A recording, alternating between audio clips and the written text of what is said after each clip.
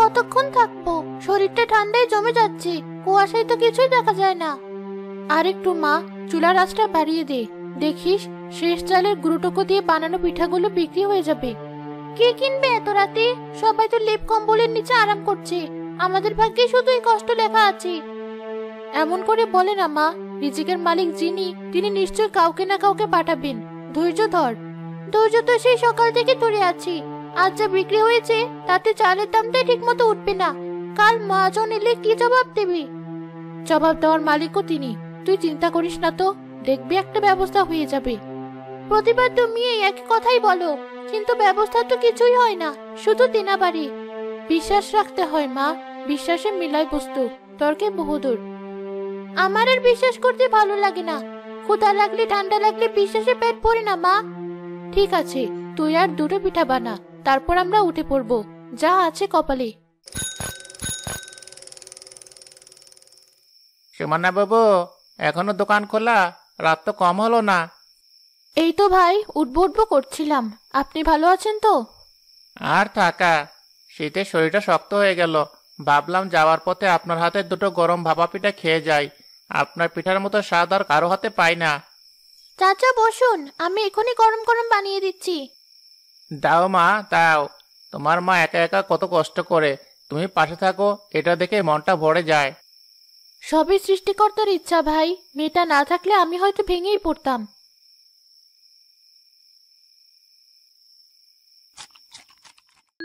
আহ, কি শান্তি, যেন সারাদিনের সব ক্লান্তি দূর হয়ে গেল। এই নেন বুবু, টাকাটা নিন। এ কি ভাই, আপনি তো 20 টাকা বেশি দিলেন। থাক না বুবু, আপনার কাছেই থাক। ইনায়া মায়ের জন্য একটা গরম চাদর কিনে নিয়েন। আমি আসি, কাল আবার দেখা হবে। সৃষ্টিকর্তা আপনার মঙ্গল করুক ভাই, সাবধানে যাবেন। মোবারক চাচা আসলেই খুব ভালো মানুষ। হ্যাঁ মা, দুনিয়াতে এমন ভালো মানুষ আছে বলেই হয়তো আমাদের মতো গরিবেরা এখনো নিঃশ্বাস নিতে পারে। এ সুমনা বিবি, খুব তো পিঠা বিক্রি চলছে। গরিব মানুষের রক্ত চুষে বেশ তো ব্যবসা জমিয়েছ। মহাজন আপনি এত রাতে? হ্যাঁ, এত রাতে আসবো না? আমার টাকার কথা মনে আছে নাকি গরম পিঠার ভাবে সব ভুলে গেছ? কাল সকাল পর্যন্ত আমাদের সময় দিন, আমরা চেষ্টা করছি টাকাটা জোগাড় করার। চুপ, একদম কথা বলবি না। তোর মায়ের সাথে কথা বলছি। কি হলো, মুখে যে কথা নেই? আমি কাল আপনার টাকা দেওয়ার জন্য চেষ্টা করব মহাজন। চেষ্টা? চেষ্টা দিয়ে আমার পেট ভরবে না। কাল সকাল 10টার মধ্যে যদি আমার পুরো পাওনা টাকা না পাই, তাহলে এই চুলো, এই হাড়ি পাতিল, এমনকি তোমার ওই বাসার টোলটাও আমি উঠিয়ে নিয়ে যাব। রাস্তার মাঝে কিভাবে পিঠা বেচো আমি সেটাও দেখব। দয়া করুন মহাজন, আমাদের আরেকটা দিন। কোনো দয়া মায়া নেই। টাকা না পেলে কি হয় সেটা কাল হারে হারে টের পাবে। মা, এখন কি হবে? আমরা কোথায় যাব? কাঁদিস না মা, উপরে একজন আছেন, তিনি সব দেখছেন, তিনি অন্যায় হতে দেবেন না। কিন্তু আমাদের কাছে তো কিছুই নেই, চালের করেও শেষ, আর মাত্র 3টা পিঠা বানানো যাবে। এই 3টা পিঠা দিয়ে কি হবে? হয়তো এই 3টার মধ্যেই আমাদের ভাগ্য লেখা আছে। তুই বানা মা, তারপর আমরা সব গুছিয়ে বাড়ি ফিরবো। সুমনা আর রিনায়া সব গোছকাজ করছে, এমন সময় এক কিশোর ছেলে এসে সামনে দাঁড়ায়। তার পরনে ছেঁড়া পোশাক, পেটে রাজ্যের ক্ষুধা। কালাম্মা, আর কি পিঠা আছে? না বাবা, সব তো শেষ হয়ে গেল। তুমি কি কিছু খাবে? সকাল থেকে কিছু খাইনি, খুব ক্ষুধা পেয়েছে। মা, আমাদের কাছে আর মাত্র 3টা পিঠা আছে, চালের গুঁড়োও নেই। এগুলো তোমার কাছে পয়সা আছে বাবা? না কালাম্মা, আমার কাছে কোনো পয়সা নেই। পয়সা লাগবে না, তুমি বসো, আমার মেয়ে তোমাকে পিঠা দিচ্ছে। কিন্তু মা। ইনায়া, যা বললাম কর, ক্ষুধার্ত মানুষকে ফিরিয়ে দিতে নেই। ইনায়া অনিচ্ছা সত্ত্বেও একটা প্লেটে শেষ 3টি পিঠা ছেলেটির সামনে দেয়। ছেলেটি এমন ভাবে খেতে শুরু করে যেন কত যুগ ধরে সে অভুক্ত। আস্তে খাও বাবা, গলায় আটকে যাবে। পানি দেব? না কালাম্মা, ঠিক আছে। আপনার পিঠাগুলো এত মজার, মনে হচ্ছে যেন আমার মা বানিয়ে খাওয়াচ্ছে। তোমার মা কোথায় বাবা? আমার কেউ নেই। মা বাবা কে, কেমন দেখতে কিছুই মনে নেই আমার।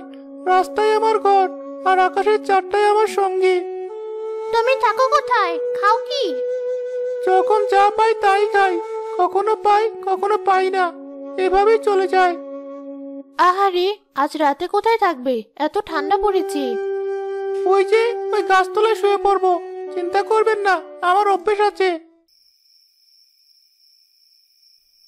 আমার পেট ভরে গেছে খালাম্মা, অনেকদিন পরে তো শান্তি করে খেলাম।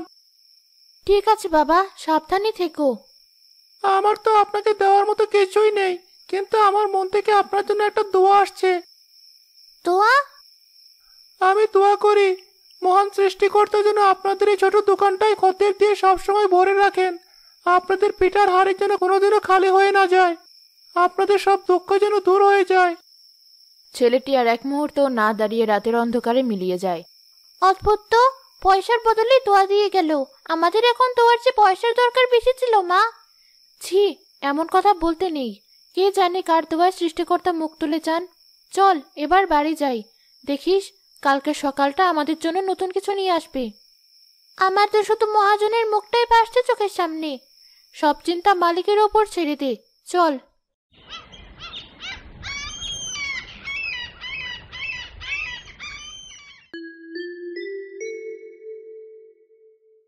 মা দেখো, এত মানুষ কোথা থেকে আসছে?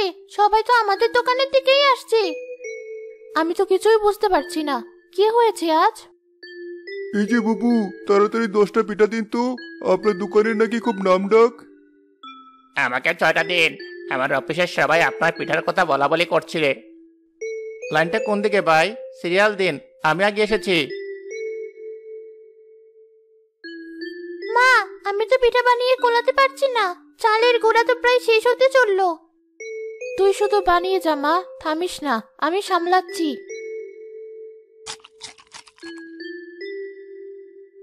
কি জাদু আছে আপনার হাতে? কাল রাতে এক বন্ধু আপনার এখান থেকে পিঠা নিয়েছিল, সেই পিঠা খেয়ে তো আমরা সবাই পাগল। জাদুটা তো কিছু নেই ভাই, সবই উপরওয়ালার রহমত। তাদের প্রতিবেশী সালেহা ভিড় দেখে এগিয়ে আসে। সমনা আপা, কি ব্যাপার? তোমার দোকানে তো আজ পা ফেলার জায়গা নেই, হঠাৎ করে লটারি পেলে নাকি? কি যে বলো বোন, সবই মালিকের ইচ্ছা। তা তো বটেই, কিন্তু কালকেও তো মাছি তাড়াচ্ছিলে, আর আজ খদ্দের সামলাতে পারছো না। ঘটনাটা কি খুলে বলো তো। খালা, এখন কথা বলার সময় নেই, দেখছো না কি অবস্থা। মা, চালের গুঁড়ো তো শেষ, জলদি বাজার থেকে নিয়ে এসো, নইলে খদ্দের সব ফিরে যাবে। হ্যাঁ হ্যাঁ, আমি এখনই যাচ্ছি, তুই একটু সামনে রাখ মা। কে রে নায়া, বললি না তো, তোরা কি কোনো গুপ্তধন পেয়েছিস নাকি কোনো সাধু বাবার দোয়া নিয়েছিস? খালা, তুমি এখন যাও তো, পিঠা পুড়ে যাচ্ছে। সালেহা মুখ বাঁকিয়ে চলে যায়। সন্ধ্যা নাগাদ তাদের সব পিঠা বিক্রি হয়ে যায়। এরপর মা মেয়ে টাকা গুনতে বসে। মা, এ তো অনেক টাকা, এত টাকা তো আমরা এক মাসেও বিক্রি করি না। এ তো মহাজনের সব দেনা শোধ করেও হাতে অনেক থাকবে। বলেছিলাম না মা, সৃষ্টিকর্তা মুখ তুলে চাইবেন। এটা সেই রাতের ছেলেটার দোয়ার ফল, তার দোয়া কবুল হয়ে গেছে। আমার তো বিশ্বাসই হচ্ছে না। ছেলেটা কে ছিল মা? ওকে সত্যি সত্যি কোনো সাধারণ ছেলে ছিল নাকি অন্য কিছু? সে যেই হোক, সে ছিল আমাদের জন্য সৃষ্টিকর্তার পাঠানো রহমত।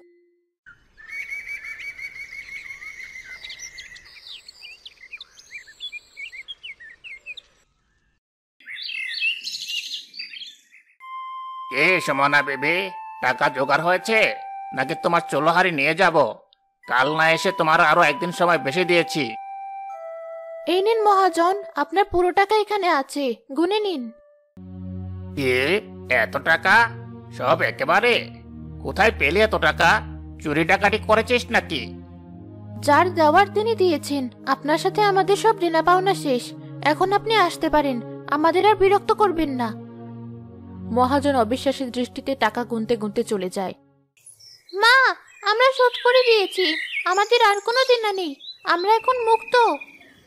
হ্যাঁ মা, সব ওই ছেলেটার জন্য, কিন্তু ছেলেটা তো আর এলো না।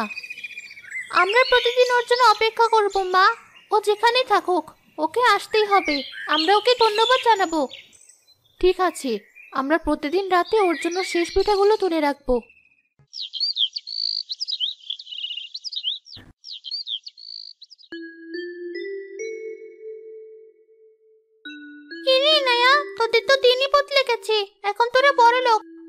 আর মনে আছে? ছি সুরাইয়া, এমন করে বলিস না। তুই তো আমার বান্ধবী। আয় বস, পিঠা খা। না, খেতে আসেনি, দেখতে এসেছি। পুরো এলাকায় তোদের নিয়ে কথা। সবাই বলে তোরা নাকি আলাদিনের চিরাগ পেয়েছিস। আমাদের চিরাগ হলো মানুষের দোয়া, কিন্তু জানিস এত কিছুর পরেও আমার মনে শান্তি নেই। কেন, আর কি চাই তোর? টাকা পয়সা সম্মান সবই তো পেয়েছিস। তোর মায়ের মুখে এখন আর চিন্তার ছাপ নেই। সবই পেয়েছি, কিন্তু যার জন্য পেয়েছি তাকেই হারিয়ে ফেলেছি।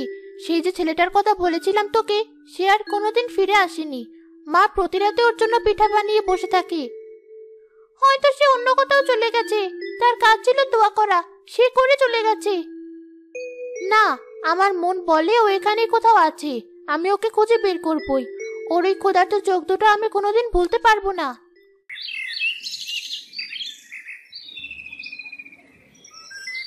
এই কি সেই বিখ্যাত সুমনা বিবির পিঠার দোকান, যার কথা পুরো শহরে ছড়িয়ে পড়েছে? জি জনাব, আসুন ভেতরে বসুন। আপনাদের সেবা করতে পারলে ধন্য হব। আপনার দোকানের অনেক প্রশংসা শুনেছি। সবাই বলে আপনার হাতের পিঠায় নাকি জাদু আছে। আজ পরীক্ষা করতে এলাম। জাদু নয় আপা, সবই সৃষ্টিকর্তার দয়া আর আমার মেয়ের হাতের যত্ন। আপনারা বসুন, আমি পিঠা দিচ্ছি।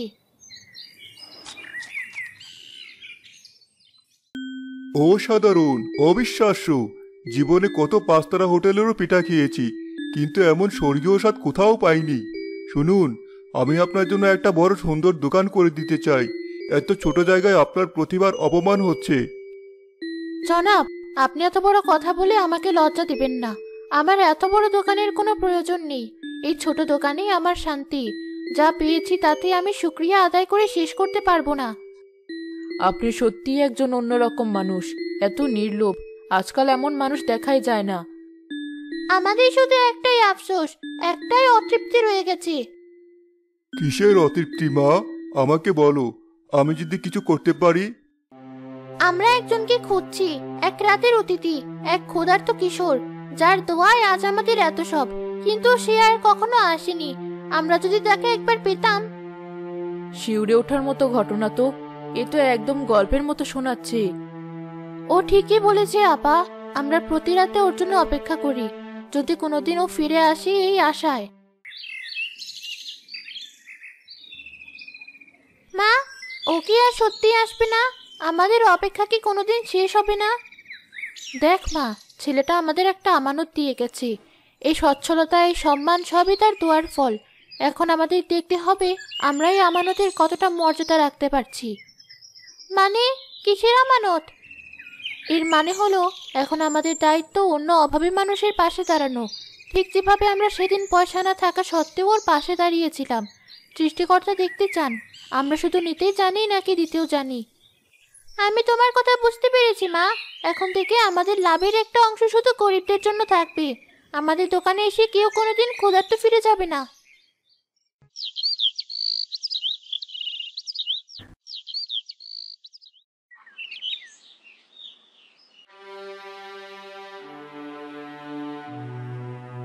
সমনা আপা, ভেতরে আসবো?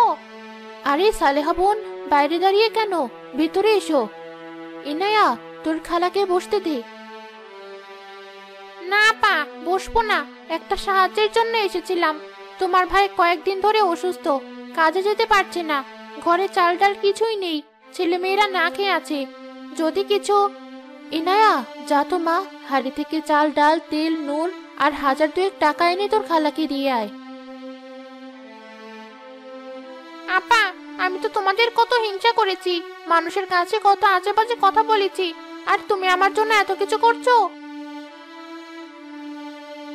আরে ধুর পাগলি, বিপদে মানুষই তো মানুষের পাশে দাঁড়াবে।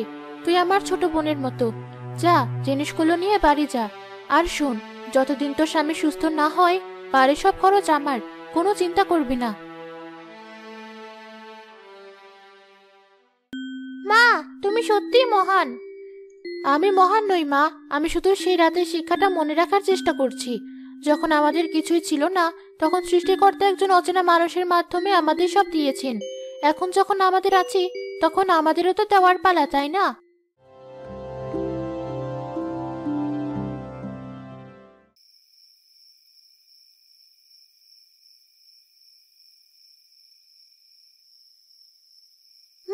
আজও তুলে রাখলাম। আমার কেন যেন মনটা খুব বলছে ও আজ আসবে। আমার খুব দেখতে ইচ্ছে করছে ওকে। যদি আসে তবে সৃষ্টিকর্তার রহমত, আর যদি নাও আসে তাতেও কোনো দুঃখ নেই। ওর আত্মা নিশ্চয়ই শান্তি পাবে যখন দেখবে ওর দেওয়া দোয়াটা আমরা মানুষের কল্যাণে ব্যবহার করছি। দোকানের সামনে হঠাৎ একটা ছোট্ট ছায়া এসে দাঁড়ায়। ছেঁড়া জামা, উস্কো খুস্কো চুল, কিন্তু সেদিনের কিশোর নয়, 7-8 বছরের এক ক্ষুধার্ত শিশু। কালাম্মা, দোকানে কি কিছু আছে? সকাল থেকে কিচ্ছু খাইনি, খুব খিদে পেয়েছে, কিন্তু আমার কাছে পয়সা নেই। আছে বাবা, সবই তো তোমার জন্য রাখা। তোমার জন্যই তো আমরা প্রতিদিন এই শেষ রাতের পিঠা তুলে রাখি। এসো ভাই আমার, ভেতরে এসে বসো। আজ তুমি পেট ভরে পিঠা খাবে, কেউ তোমাকে তাড়া দেবে না। শিশুটিকে ভেতরে এনে তারা পরম যত্নে বসায়। বাটি খুলে সেই তুলে রাখা পিঠা দুটো তার হাতে দেয়। শিশুটি পরম তৃপ্তিতে খেতে থাকে। মা, আমাদের অতিথি তো আর আসলো না। কে বললো আসলো না? ওই তো এসেছে, অন্য রূপে, অন্য চেহারায়। সেদিনের সেই কিছুর ছিল একটা চিহ্ন, একটা ওসিলা, যে আমাদের চোখে আঙুল দিয়ে দেখিয়ে দিয়ে গেছে এই শেষ রাতের পিঠার আসল দাবিদার কারা। তার মানে আমাদের অপেক্ষা শেষ? না মা, আমাদের অপেক্ষা তো আজ থেকে নতুন করে শুরু হলো। এখন থেকেই প্রতি রাতে আমরা এমন হাজারো ক্ষুধার্ত অতিথির জন্য অপেক্ষা করব। ছেলেটির দোয়া আমাদের দোকান খদ্দের দিয়ে ভরে দিয়েছে, আর এখন আমাদের দায়িত্ব হলো সেই দোয়া দিয়ে এমন হাজারো ক্ষুধার্তের পেট ভরানো। এটাই হলো আসল শুকরিয়া আদায় করা।